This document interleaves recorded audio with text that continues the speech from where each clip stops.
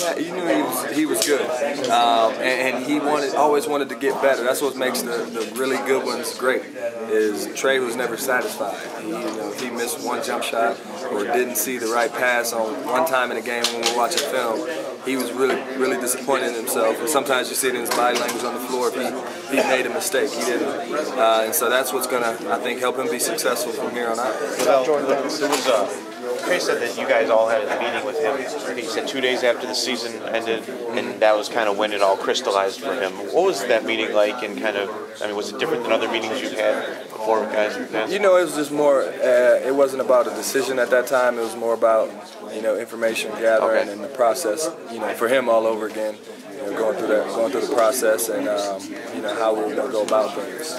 Less of what are you going to do. Is that a hard line to walk? I mean, you're leaving it in his hands and you don't know what's going to happen there when you give him the information, or was the information pretty clear that you kind of knew which way he was going to kind of go? No, I think it's not you're not walking a fine line if there's a trust factor, and I think we've built up a good deposit of trust in Trey's bank and him the same with us. So we knew, as he talked to his family and as he talked with Coach Beeline, they had a lot of time together over the weekend.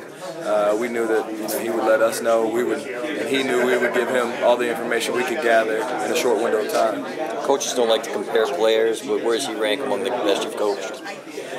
At the top. I mean, he's been a joy to coach just from the standpoint of he's been coachable, he listens, and then he has the ability to actually go out there and do the things you're talking about pretty quickly. And not a lot of guys are coachable, but they can't do it. It takes them maybe a year to develop into being able to. And other guys that can do it don't listen. So to have a rarity like him and all of our guys that have the ability and then are willing to take all the information and go out there and do it, it makes them special. Now that it's official, do you think forward now? Are you always thinking about Spike and Walton and what they can do to fill that spot, or do you not do that yet? As a coach, you're always thinking next play.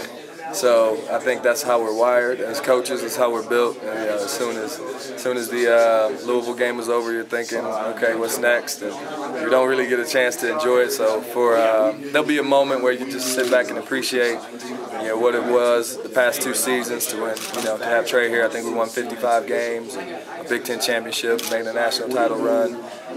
But you don't get to enjoy it as much. We got to hit the recruiting trail here on Friday. Recruiting-wise, from Trey's development to he was able to start at that position here. Yeah. How much of those are chips that you now can really sell to point guards? You shouldn't have any trouble, I would imagine, with point guards, right? No, I think we got a track record with Darius and now Trey and Spike's success over the end of the year and Derek coming in.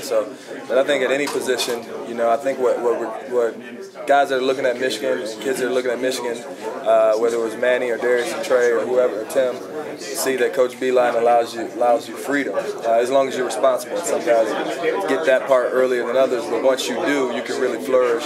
Here at Michigan. So I think guys see that and see that we compete at the national level this season and obviously with a Big Ten championship run. So I think if kids are looking at Michigan, they see Trey. He was allowed a lot of freedom, but he was really responsible with it. He had the best assist to turnover rate, one of the best in the country. So it's a two-way street.